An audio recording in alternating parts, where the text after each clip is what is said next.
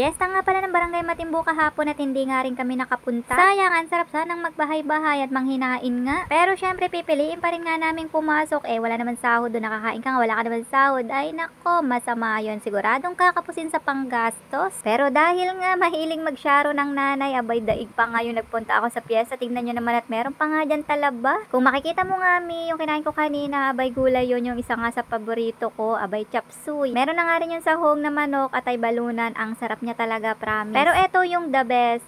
Talaba kayo dyan. Napakadalang nga ako makakain neto, pero sigurado ako maya-maya nga sasakitan na ako ng tiyan. Pero I hope wag naman sana. Ganito nga lang karami yung kakainin ko mga meat, tansyado lang talaga kasi nga alam nyo ba yung talaba pagkagabi nga malamig daw sa tiyan. At bawal na bawal nga tayo magkaroon ng LBM dahil sobrang mahalaga nga ang trabaho. Wala nang magiging pambayad sa utang, sayang isang araw talaga. Mangiwi-ngiwi na nga ako dyan mga mi kasi sobrang asim talaga ng sukang paumbong na yan. Dahil nga may timpla na yan, abay hindi ko na nga mabawi at mapalitan nga ako ng dato. Makwento ko na nga lang mga mi, dati nung bata pa nga ako, hindi ko naman alam kung ano ba yung talaba na tinatawag. Paano nga sanay lang kami talaga dun sa tahong. Tapos yung mga ganitong pagkain, napapanood ko nga lang sa mga YT ganoon. Hala, edi ang datingan pala, tao na ako ngayon. Pasensya na nga ni sa mga nanonood kasi nga hindi naman ako laki Maynila. Tubong probinsya na nga lang tayo mga mi, kaya ayun. Pero at least nga ngayon nakakain ko na nga ito. Saka doon nga sa probinsya, ang tubig doon ay tabang. Ito nga nabubuhay daw sa dagat. Yung tubig alat, ganoon nga. Ito talaga yung the best na sausawan dito, yung suka. Lalagyan mo lang ng sibuyas, lalagyan mo ng konting asin, pampalasa. Tapos syempre kapag ka maraming sibuyas, abay the best talaga yan. Mapapaasim kilig ka talaga. Ay Diyos ko,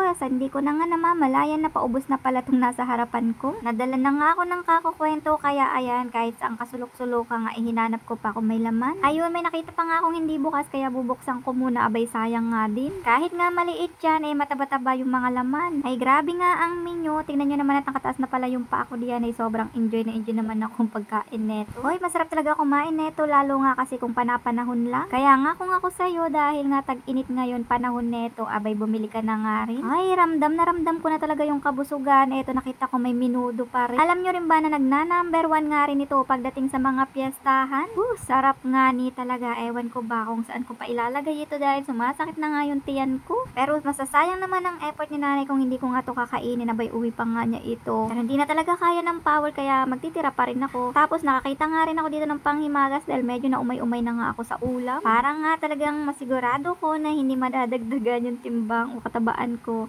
Ay hindi na muna ako nagkanin dyan mi. Puro pampapapak lang talaga yung ginawa ko. Diba parang nakarating na nga rin ako sa piyestahan at sobra-sobra pa nga. Panay sabi nga ako na busog na, pero ay sige, kain pa rin nga ng kain na mima nyo. Itong gulay masasayang na nga to kinabukasan. Nakita ko nga rin itong puso. Ay hindi ko kinakain yan mi, kaya binaba ko na lang talaga. Thank you for watching mga mi. Pasensya na nga kung nagutom kita.